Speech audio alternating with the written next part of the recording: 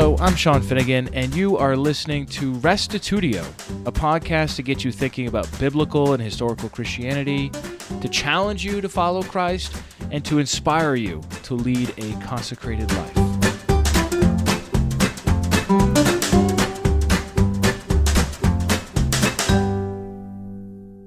Have you ever been in a corn maze?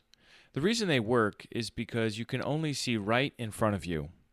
If you had a live drone feed, you could easily orient yourself and find the way out. This is the benefit of history. We live in a postmodern culture, but it's hard to see or understand what that means since we're surrounded with it. In this exceptional presentation, Kegan Chandler guides us through the history of premodernism, modernism, and postmodernism so that we can orient ourselves to how many people in our world think and approach life.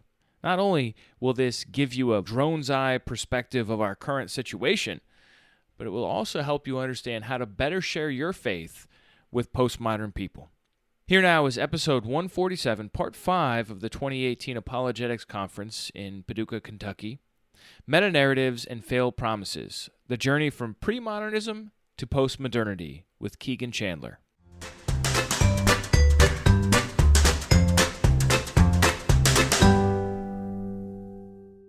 If you don't mind, we've got a lot of ground to cover, so we're just going to get down to it and talk about some very important things. Some things which, as Jerry mentioned, have been discussed and touched on in other sessions that we've had. At this point in the conference, what we're going to do is we're going to go a bit deeper into this very, very important topic of postmodernism. And we're going to be drawing out some elements and considering a couple of other dimensions to this very critical worldview that's emerged in our society.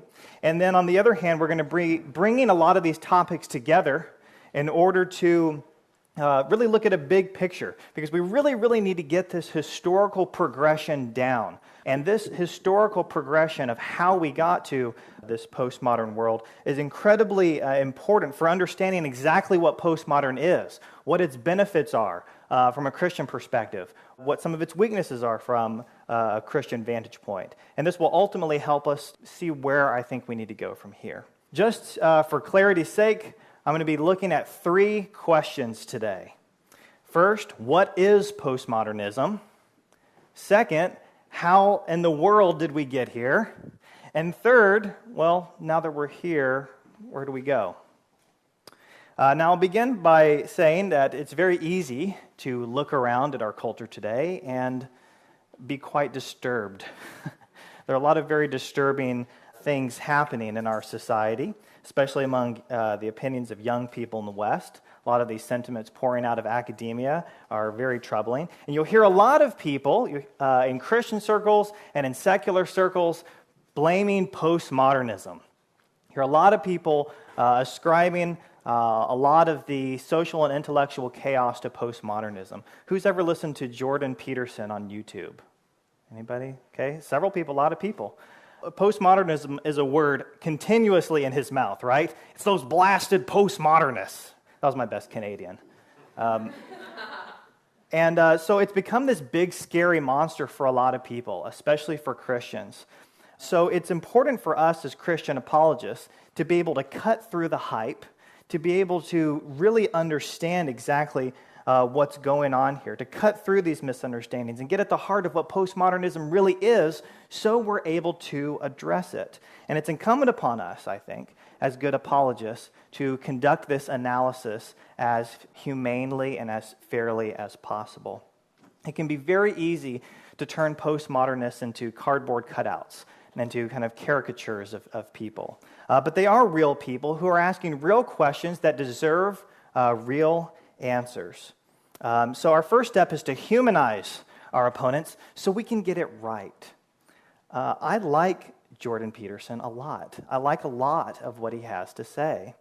And he's definitely the biggest public voice out there who's warning the public about postmodernism. But if you listen carefully, he really doesn't understand it. He's actually pretty darn wrong about some very important aspects of postmodernism.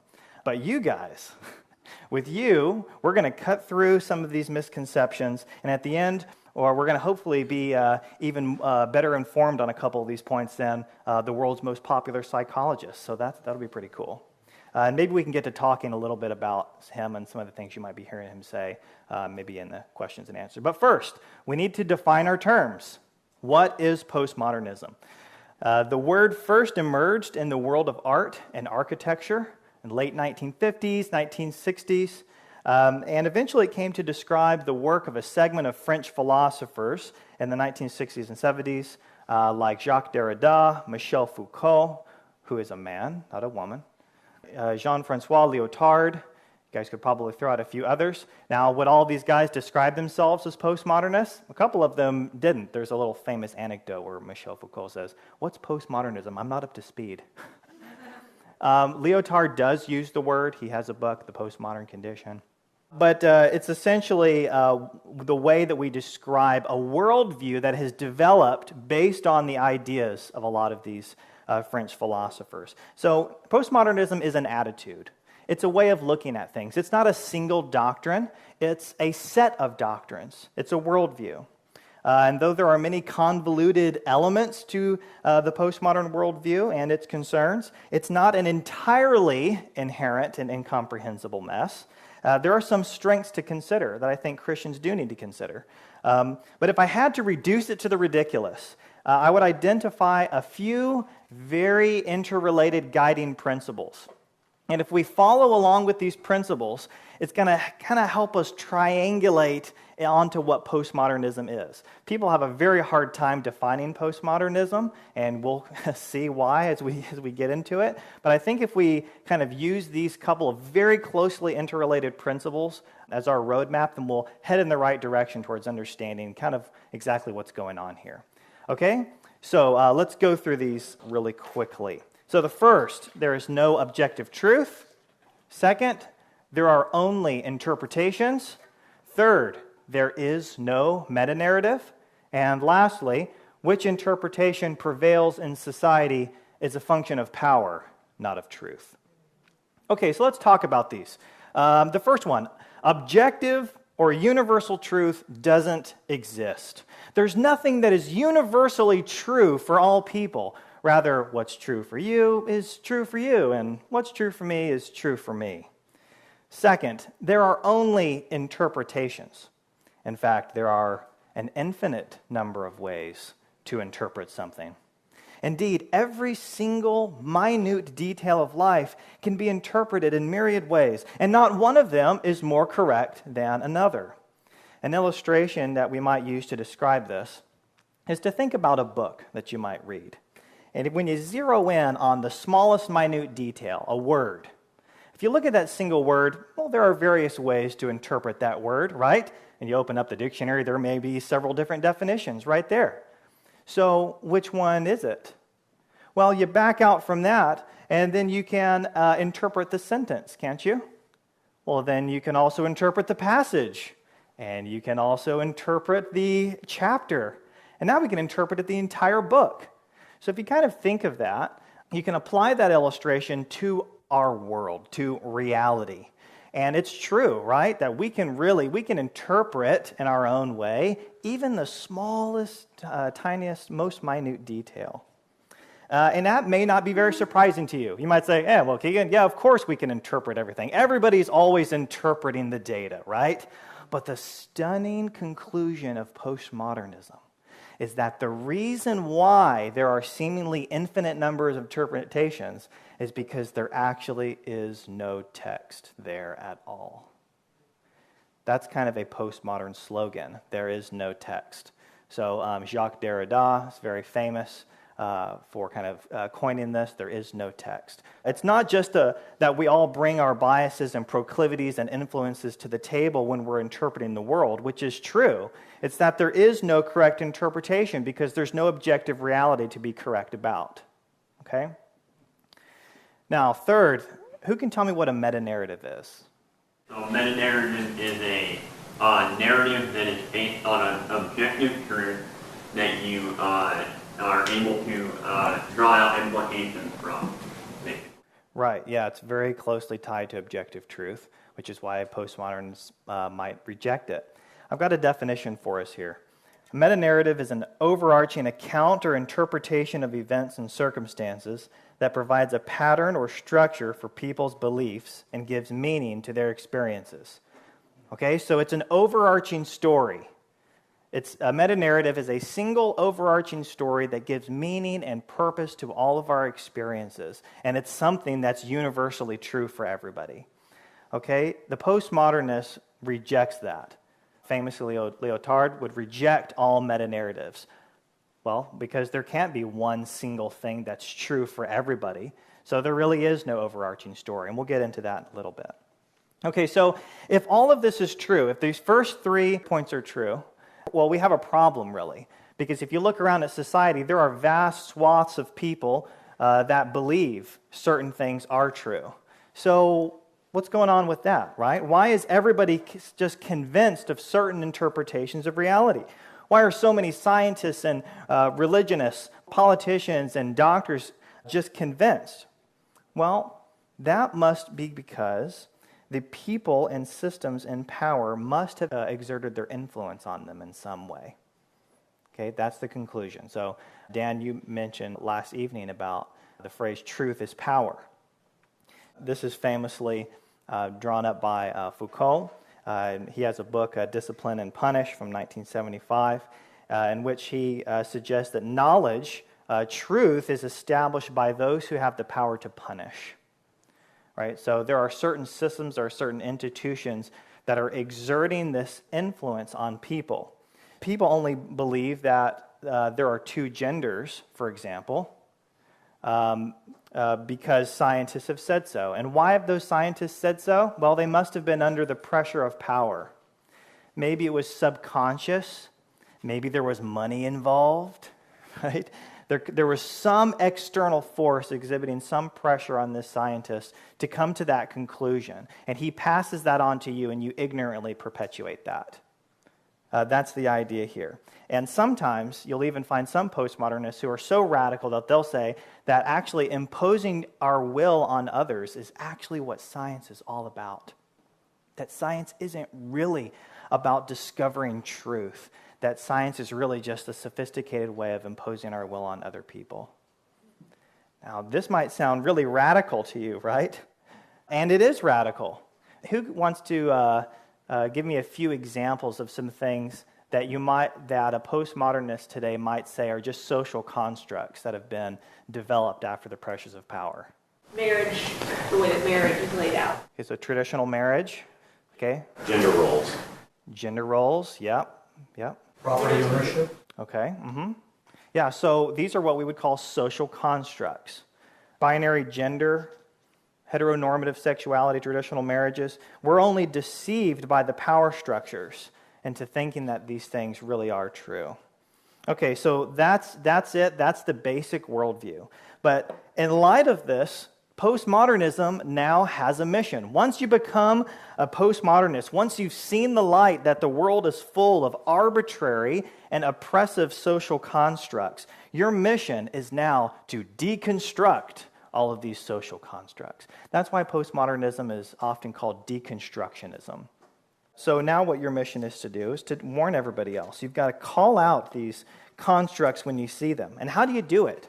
You can detect constructs by performing postmodern analysis of art, of literature, of religion, of political theories. You read art and literature through the lens of those 4 guiding principles that we talked about. So there are a lot of postmodern critiques of art, especially. That's really where all of this started. That you can find out there on the internet. And a lot of people don't even realize that this is what it is whenever they're reading it. But sometimes there might be a movie in which some knight comes in and he saves a princess, right? And you go, oh, well, that was a nice movie. And then you read some article and somebody's just going crazy, and they're like, no, this is a portrayal of the systematic subversion of females by the patriarchy.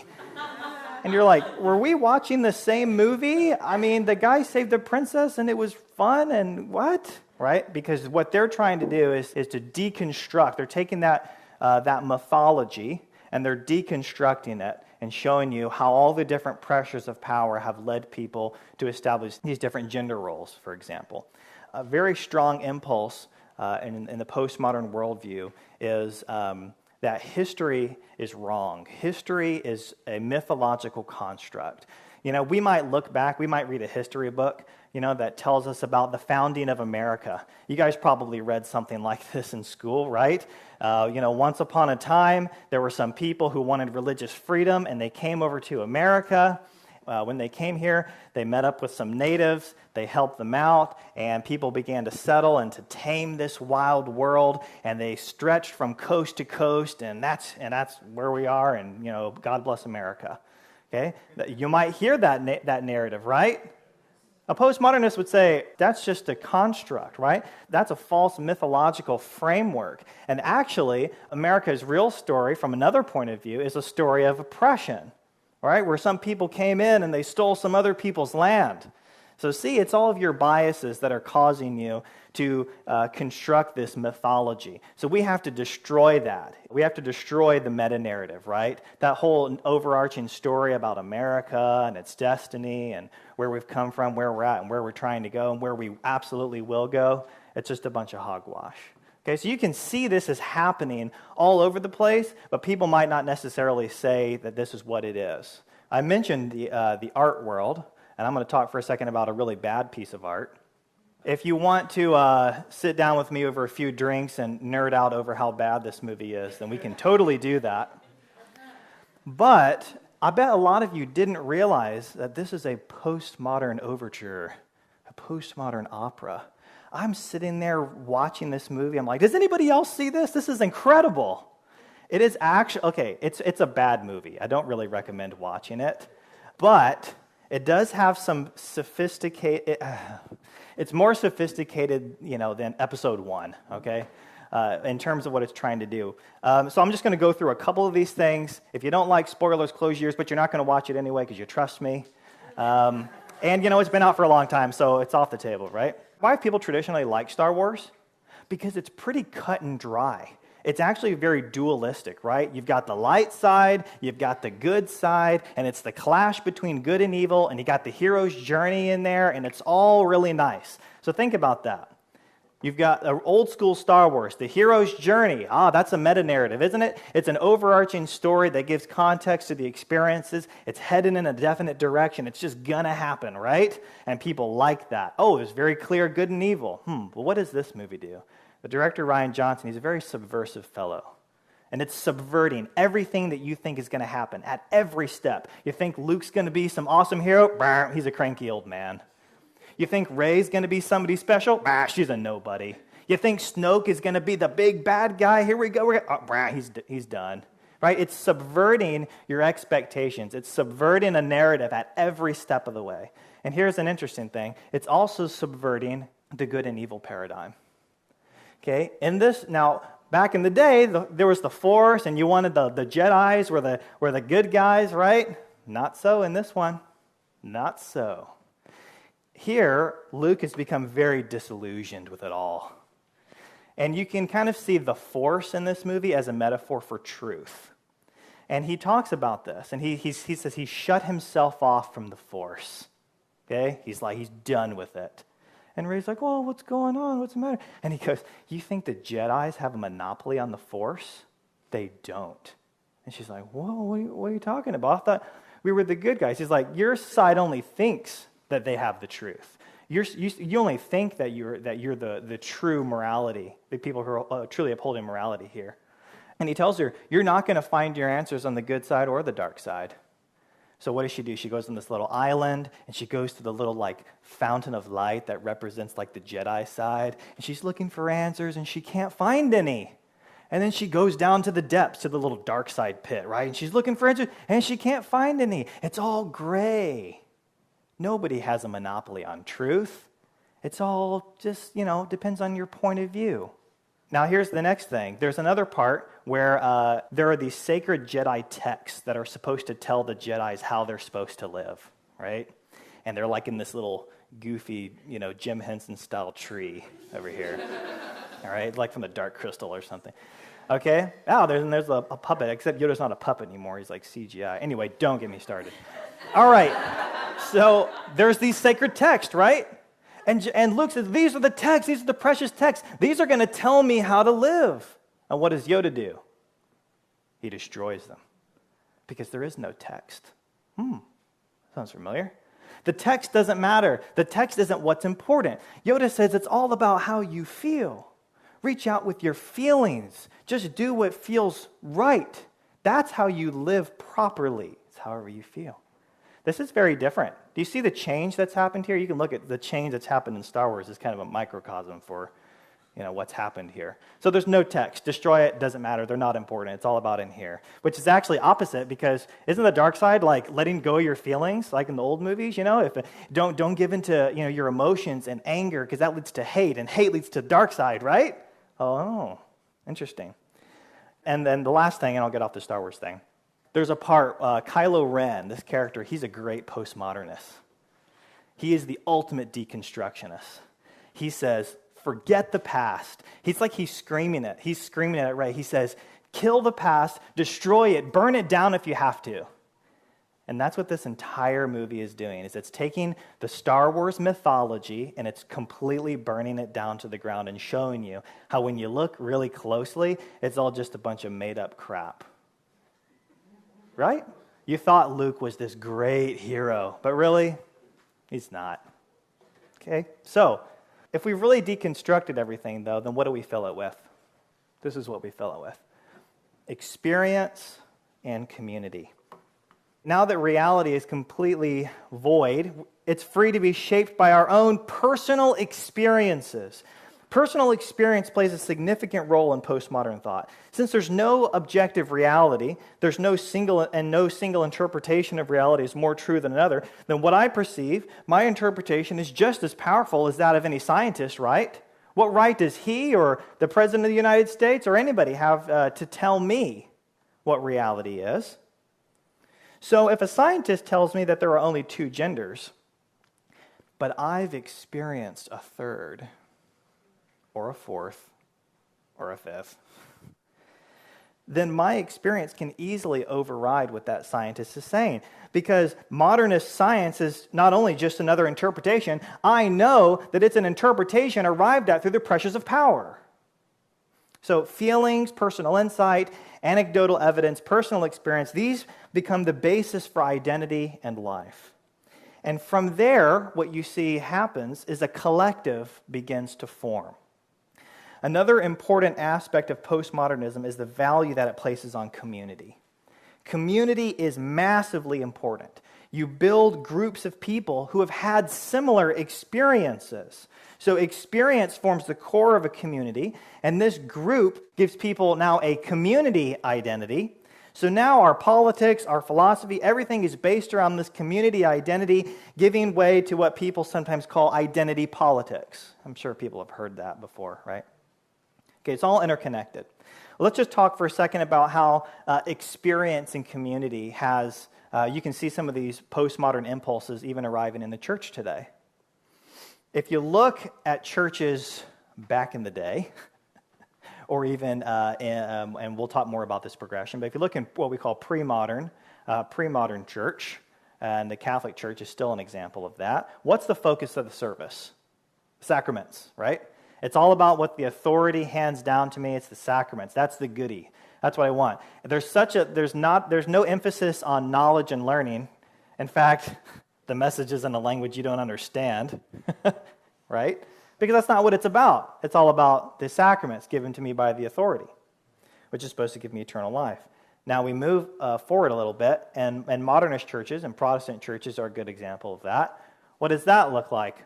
Well, it's all about the message. It's all about the sermon, right? Dale pointed that out, that especially in most of us are Protestants in here, I think. In our tradition, it's all about the sermon. It's all about, we pour massive amounts of time into learning and into educating people, right? But there's some shifts that have been happening. If we were going to find a postmodern-driven church, what do you think the emphasis would be on? Community, okay. I'm looking for two things. Communities, one. Sensationalism. Music, okay. Now I love music. I love worship, right? But what you see is the sermon getting shorter and shorter and shorter, and the worship getting bigger and longer and more involved with more production, and it becomes a more all-sensory experience, right? Before I became a biblical Unitarian, my wife and I we were actually visiting churches in the area, and we walked into this church in Houston, and I literally thought I was at a rock concert. I'm not exaggerating. I know you hear some, people say that sometimes. This isn't a rock concert, but no, I'm serious. There were smoke machines, and there were like lasers, that they usually have like at Coldplay concerts, and they were like blinding me, and I was like, what's happening? It was incredible, but an all-sensory experience. And you know what's really cool? Not cool. It's interesting. I was actually looking at church websites like in my area, and I noticed that a lot of them on all these updated websites they've had recently, they start putting the word experience like right there on the banner. Come experience Christ, right? And I'm not saying there's anything wrong with experiencing Christ, but the emphasis is different, right? Or before, the emphasis is on the authority figure saving me.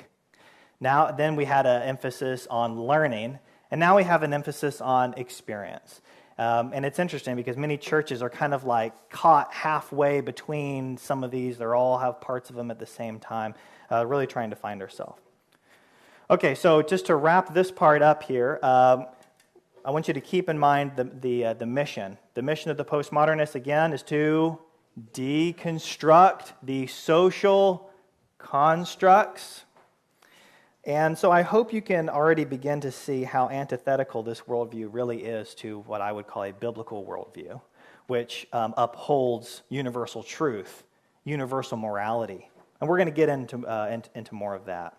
But in order to understand exactly how postmodernism interacts with Christianity, what its benefits are for it, what its weaknesses are for it, we have to understand how in the world people came to start thinking this way. We have to look at the development in its historical context. We have to look at how we went from a pre-modern world to a postmodern world. Pre-modernity is a historical era. Okay? Pre-modernism is a worldview. So you could say pre-modernism, for example, is a worldview which developed out of a historical era. Okay? But you can't talk about one without the other. That's really, really important. Let's discover what makes us all tick. What is pre-modernity? We got some serfs there. They look like they're trudging away. Pre-modernity is a historical era. This is the world in which the Bible was written, before the advent of modern science, and this period lasted through the Middle Ages all the way up to about the time of the Renaissance, and I know Jerry and Sean talked about that. So what characterized the basic worldview which emerged out of this period? And what did this world promise us? Well, it maintained a belief in objective truth, a belief also in authoritative sources of that objective truth. And pre-modernity also promised that if we only found and trusted in the right authoritative sources, then we would be introduced to truth. Pre-modernity also promised us something about history. It gave us a meta-narrative. Which religion dominated the pre-modern history of the West for the last several thousand years? Christianity, right? Christianity. Christianity has traditionally had a linear view of history. That history is like an arrow, and it's pointing towards us in a certain direction. It's a line, and it's heading towards a certain climax. And that climax will be when God and Jesus come to intervene dramatically in human history and make everything finally right for us. Right? So history is in the pre-modern view is an arrow headed in a certain direction. So there's an overall story behind that, and ultimately a promise that if we just find this authoritative source of truth, if we trust in that authoritative source of truth, he's going to introduce us to the truth, and if we hold on to that, then we're going to get we're going to have some really great benefits for us in our life at the end of the age when God dramatically intervenes in history. Okay, so I want you guys to tell me, what is good for Christianity? From a Christian perspective, what is helpful about this worldview? I'd say it creates order and guidelines. They need to trust and follow. Right, very good. Anybody else? I would say that it fits, like you're going to believe in the scriptures, this is what, if you didn't have this view, you couldn't really believe in the scriptures. The scriptures are exactly that. Yeah, I think that's right. being the worldview out of which the books of the Bible was written, it's unsurprisingly conducive to Christianity in many ways, right? People were already conditioned to look for and accept the kind of absolute truth that Christianity was offering. So from an evangelistic standpoint, if somebody has a pre-modern worldview, it's pretty good, right? You got pretty good odds as a Christian for having some effect with them, for Christianity and especially the Scriptures appealing to them. However, as good as this may sound, as peachy keen as this may sound for Christianity, I'm going to just share maybe a couple of ways that this worldview was actually detrimental to the Christian faith. And not just this worldview, but the world out of which it developed.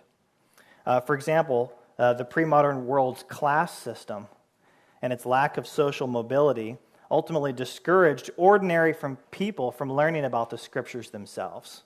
Right? Because of the station into which they were born, they understood that scholarship, understanding the Scriptures, that's just not for you. And because the Scriptures were not available to the average man, and because the Catholic Church had also set up its central doctrines as divine mysteries, the people essentially gave themselves over to the custody of a priest class.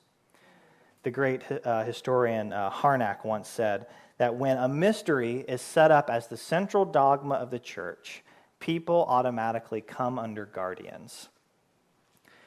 So the leadership of the Catholic Church ultimately became the great mediator between God and man. And then this leadership and the creeds that it made became the new authoritative source of truth.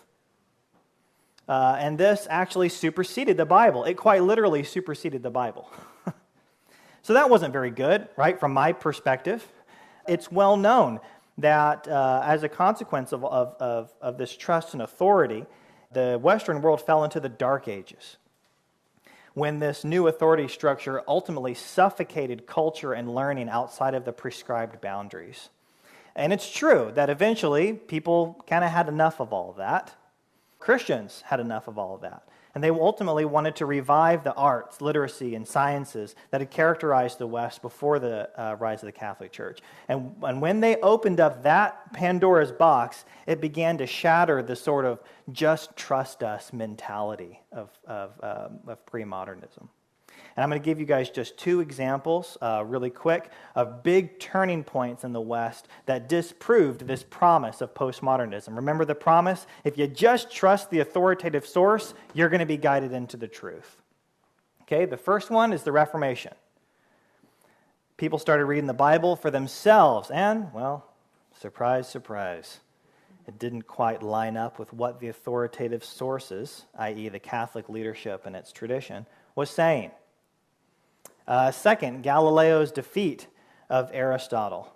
You guys see the picture there with him holding the lead balls while standing on the Leaning Tower of Pisa? Who knows that story? Anybody know that story? Okay. For thousands of years, Aristotle's hypothesis was just taken as authoritative. He said that a heavier object and a lighter object, the heavier object is going to hit the ground first. People just said, oh yeah, sure, of course. And nobody challenged it. Why? Because Aristotle's an authoritative source. So Galileo says, I don't know about that. So he gets all the town together. They think he's crazy. How could you ever doubt the great Aristotle? And he climbs up to the Leaning Tower of Pisa. I don't know if it was leaning at that time. Maybe it was his fault. I don't know. He gets up there, and he has an obviously heavier ball and a smaller one, and he drops them, and what do you know? They hit the ground at the same time. Sounds kind of silly, right? This is revolutionary. And then, this kind of was like a spark that lit a major fire, because then Galileo subsequently disproves that the sun is going around the earth. Wow. The authoritative sources, the Catholic Church, their credibility is severely damaged at this point. So ultimately, people began to think for themselves and to question authority, giving rise to modernity. Look at all these guys. They're so excited to learn.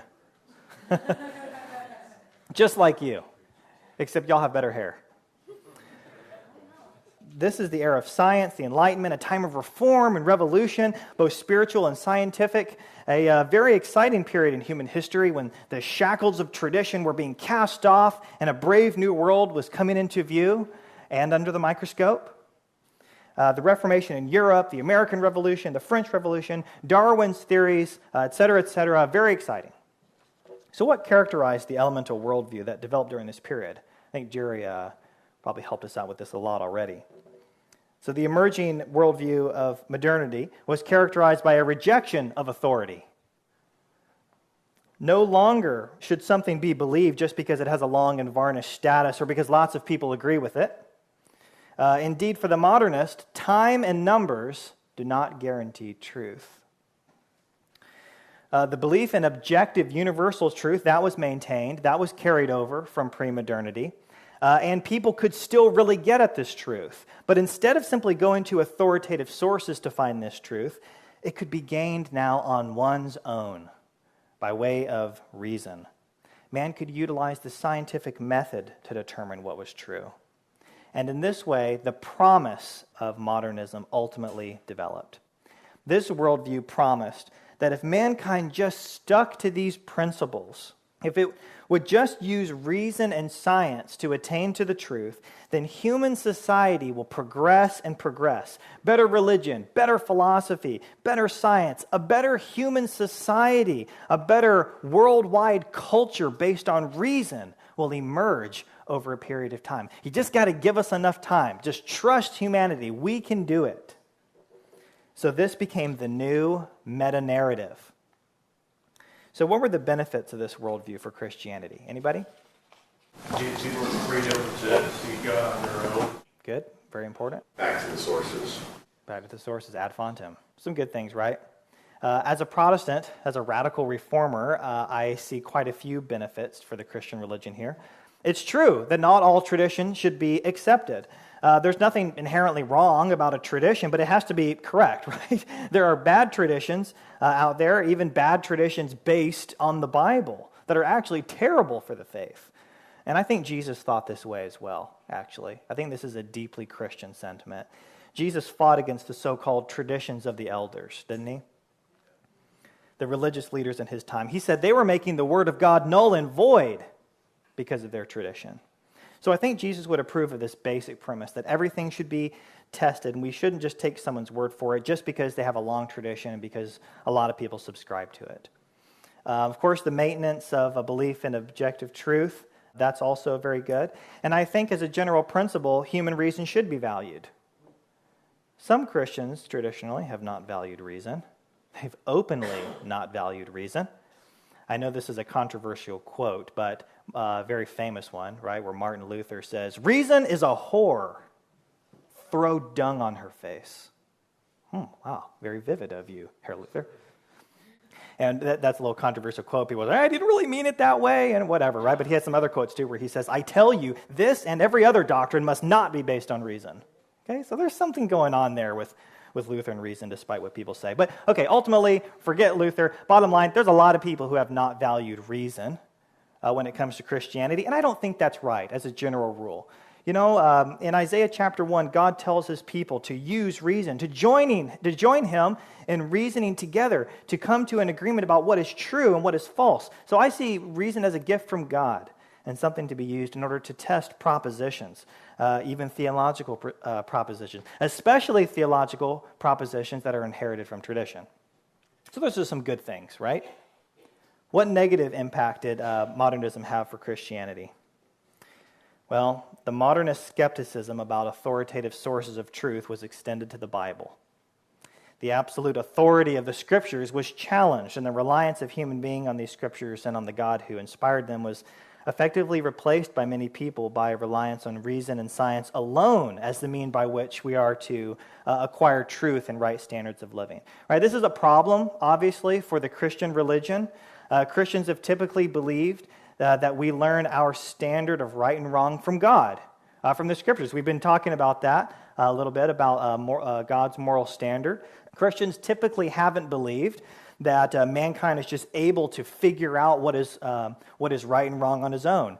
Dale made some great points earlier that science isn't going to tell us about morality. And a lot of Christians have doubted that just man, by way of reason alone, can come to understand what is absolutely right and wrong. Another problem, we might say, is the reliance and overemphasis, you might say, on science and reason as the means of determining what is true, combined with an impulse towards naturalism that developed, which tended to minimize or distrust the reality of the supernatural.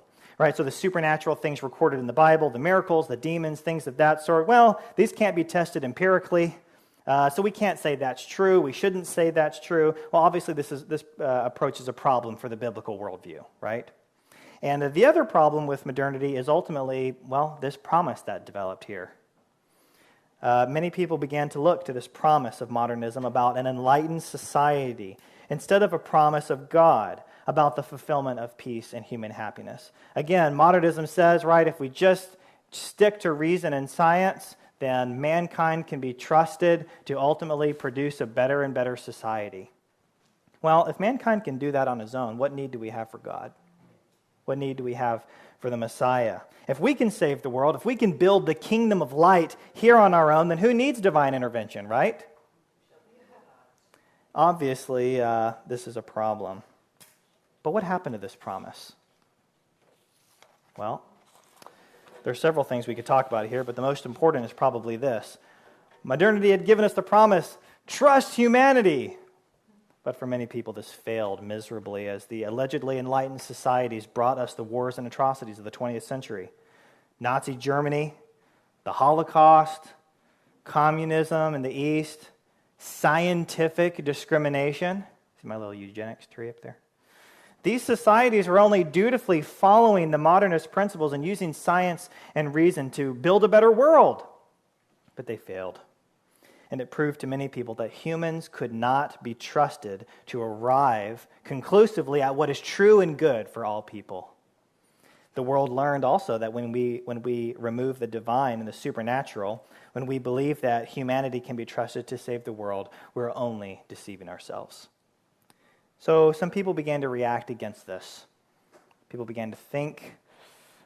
People saw on the one hand that there were some good things modernism had done, but that we needed to now move in a new direction. This is how you can think about postmodernism. Yes, postmodernism describes what came after modernism, but it's also something which is building on some of the achievements that modernism had brought to the table and kind of going further with it. On the one hand, modernism was right to reject authority, these postmodern people are thinking. But modernism was wrong to think that human beings can be trusted to arrive at the truth on their own. And beyond that, people began to look. What were the core elements that both premodernism and modernism had in common? Well, objective truth, right? That's kind of the driving force behind those two things, they would say. So it seems that the only way we can really break free, the only way we can finally find happiness is to dispel the myth of objective truth. We must be allowed to build our own reality. So motivated by some of these critiques, we enter postmodernity. Okay, now there's some debate about whether or not we're still coming out of modernity and whether or not we're actually in postmodernity. Some people think we aren't fully there yet, but segments of our society are. It's up for debate. Time will tell. Some people think postmodernism is already dead. Take a trip to this campus maybe, and we'll see if that's the case. So again, just for review, what characterizes this worldview? Well, now a rejection of objective truth, a rejection of authority, a rejection of metanarratives, and a distrust that reason can bring us enlightenment or satisfaction. So what's the POMO promise? The POMO promise is now that mankind will finally gain happiness if it abandons objective truth, which is what premodernism and modernism had in common. Okay, now you might be asking, Kegan, are you going to do this whole what's good for Christianity, what's bad for Christianity again? Yes, I am. What could possibly be good for Christianity in this worldview? Well, postmodernism rightly blows the whistle on the failures of modernity, particularly in its failed promise to bring us the perfect society by way of reason and science alone. That is certainly something helpful from a Christian perspective. We should call that out. As Christians, we believe that a better world, that human happiness will happen, but it will be brought about by God at the end of the age, when God and Jesus intervened and finally make things better. Another helpful element of postmodernism is that it doesn't hold to the idea that the only things that are real or true are those which can be tested empirically through science. It doesn't discount the supernatural, the transcendent. It leaves ample room for the divine. So that's a good thing, right? And lastly, there is truth to the postmodern idea that everyone is interpreting the data around them, that everyone brings their own biases and backgrounds and proclivities to the table when they're interpreting the world. That's certainly true, and it's very important to always be cognizant of that, both in the opinions of others and in our own opinions. But as we've already seen, postmodernism has a lot of weaknesses also. And these are things that I think as Christian apologists we should emphasize in our interaction with the postmodern world, okay? So we're going to go through a couple of these problems that I see. And maybe like premodernism and modernism, maybe postmodernism will crumble too. First, on the surface, there seem to be fundamental problems with postmodernist statements like, there is no objective truth. Which seems very much like a truth statement to me. How postmodernists can make the various positive statements that they do has just always mystified me. And I've read a lot about it. It just really challenges me. Isn't the conclusion that there is no objective truth merely another interpretation of the data? Isn't that just your interpretation of it? Furthermore, if objective reality doesn't exist, then it seems like I can just say postmodernism is wrong. And no postmodernist could ever prove me incorrect. Because it would involve an appeal to objective reality, which would be self-defeating, right? So I suspect that the whole system underneath there, despite all of its fluff, and there's a lot of fluff, I don't recommend you read one of these books unless you're trying to cure your insomnia or seeing how fast you can go crazy. So there's a funny anecdote, actually, right? There was one philosopher, and he met with Michel Foucault, and he said, Michel, when I sit down and talk to you, like, you're very easy to understand. I understand all your points, I understand all your objections. It's very clear. But when I read your book, like, I cannot even fathom what you're saying. And he said something like, well, you know, in our circle, you know, in his French circle, you have to do certain things. So there's a certain language that you've got to adopt. There's a certain intellectual fantasy that you've got to put out here for people. You've got to make it really big and flashy and showy. So they've really developed their own language. So I'm not kidding when I say it's really, really hard to understand, and that's deliberate. But anyway, I suspect that the whole system may inside be lacking intellectual rigor. And I think as Christian apologists, we may be able to expose that and hopefully demonstrate some better alternatives for people. Second, the postmodern assertion that everybody is interpreting the world around them, that needs to be addressed. And I think it's right, actually, this idea that there are virtually endless interpretations of the world, that's correct. However, it doesn't necessarily mean that one of those interpretations isn't right. It doesn't follow that just because everybody's interpreting and there's a million different interpretations that somebody didn't actually get it right. Or that means that you can't find out what the real one is. It doesn't follow. Again, we should be aware of interpretations. But they're not the truth is not impossible to get at. In light of the failures of modernism, it might seem that way. But as Christians, we would say that this is why we need Scripture as our standard. Okay, next, in the worldview of deconstruction, everything is a construct. So when you deconstruct everything, what are you left with? Nothing. I believe postmodernism ultimately ends up in nihilism. There are some postmodernists who are pretty hardcore, and they'll just come out and say that. Some kind of will want to deny that a little bit. But I think this actually might be crosswise with the promise of postmodernism, which is ultimately happiness, right? Because on a very practical level, I think bleakness rarely breeds happiness. But this won't be obvious for everyone until we publicly contrast the nihilism of the postmodern narrative, or lack of a narrative, with the great hope of the Christian meta-narrative. The promise, which is the promise of pre-modernity, the one promise that is yet to be proven a failure. Right? Postmodernism likes to point a rigid finger at modernism and say, "Ha, see, your promise failed." But can they do that to the pre-modern Christian worldview? They can't do that, right? Because the jury's still out on that one. Jesus is still coming. He's still on his way. So we still have hope. And I think the Christian meta-narrative and its intrinsic hope is actually the shining beacon for the postmodern world. What might an attempt at a Christian solution for the postmodern world look like in my book? Very briefly, we're going to take everything we've learned about this trajectory from pre-modernity to postmodernity, and we're going to try to construct our own postmodern worldview. We'll see if it's any good. First, I think it would involve a belief in objective truth. It would involve a belief in the right authoritative sources of truth, which is the Scripture. Let's nail that down.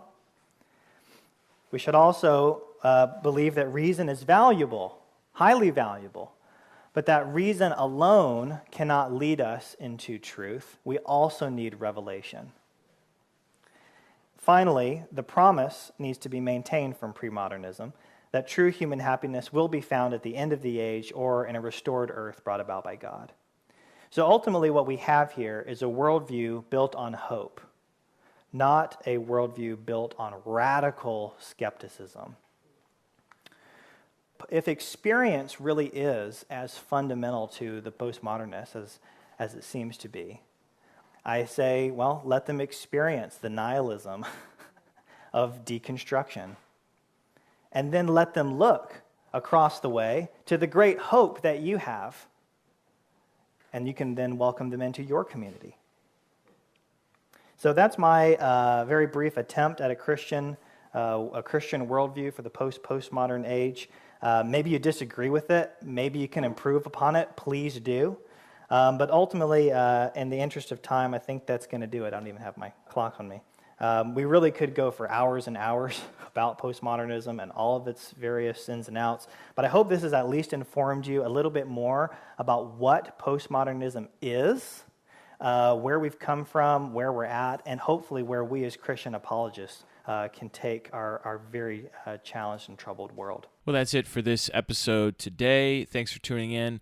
If you want to follow up more with Kegan Chandler, he's written a book called The God of Jesus, and you can check that out at thegodofjesus.com, also on Amazon, as well as his blog, burieddeepblog.wordpress.com. I've got links to both of those in the show notes for this episode, as well as my own notes from the lecture that he gave, which you might find helpful as well. Also, I had a couple of comments I wanted to read out. One comes from the last episode, number 4, from the Apologetics conference called Are All Religions the Same? With Dale Tuggy. John Roftos writes, "Hello, Sean. I enjoyed the apologetics discussion so far by Kenny and Dale. I think this is necessary for Christians to be at least familiar with these tools, as many live in and amongst increasingly secular societies. People need to be reached using this approach, as doctrinal matters for them are moot. Considering many do not even believe in God to begin with and have serious doubts in this regard due to the influence from the atheistic poster boys such as Richard Dawkins and the late Christopher Hitchens and Stephen Hawkins. The atheistic arguments may on the surface appear sound and even logical, especially coming from what the world views as the most eminent and esteemed minds on the subject. But if you can see clearly through them and how fatally flawed and illogical the arguments are, Christians can, as you say, turn the tables and help them to see that they are actually making a case for the existence of a God when discussing morality and objective truths. I particularly like the point that even though Hitler was considered by most to be horribly cruel and evil, having all of the traits that God is falsely accused of, this is not evidence or proof that he did not exist. Also, with regards to all religions being the same, there were some very nice and useful examples demonstrating that people who say this realize they do not really mean what they say when presented with a simple comparison, e.g. Satanism versus Catholicism. Thanks for doing all the hard work for us, guys. I always feel a little guilty listening with my feet up on the desk. Always enjoy listening to the presentations, and I thoroughly recommend this site to everyone I can as the premier site for theological educational excellence.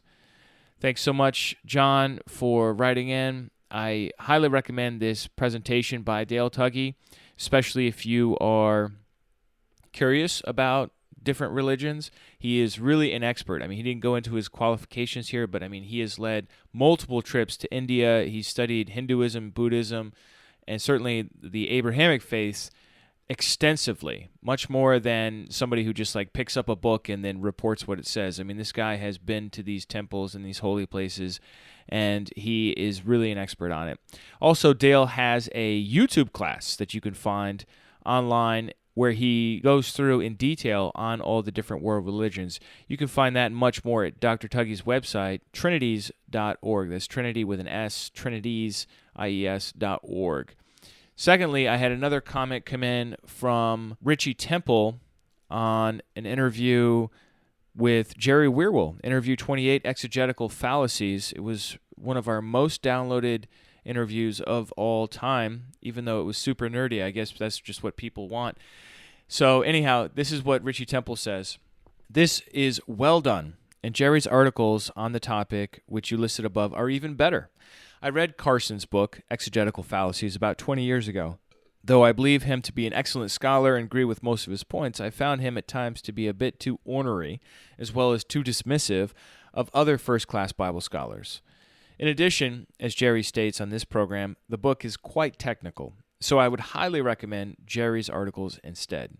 They cover most of the same territory in a more pleasing and straightforward manner and are obviously aimed at simply helping the body of Christ to grow in understanding, apart from personal rivalries of the scholarly world.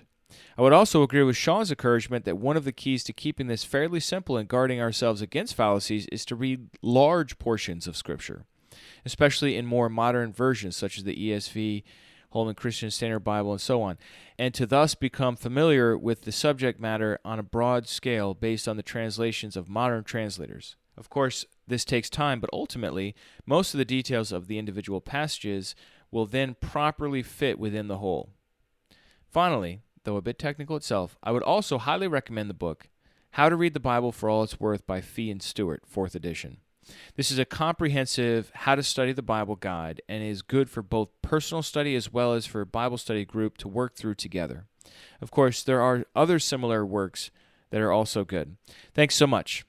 Well, thank you, Richie. I appreciate your comments and thoughts here. If you are interested in that episode and want to delve into the deep and important world of interpretation, also called hermeneutics, check out interview 28 and learn about 7 exegetical fallacies to avoid when studying the Bible.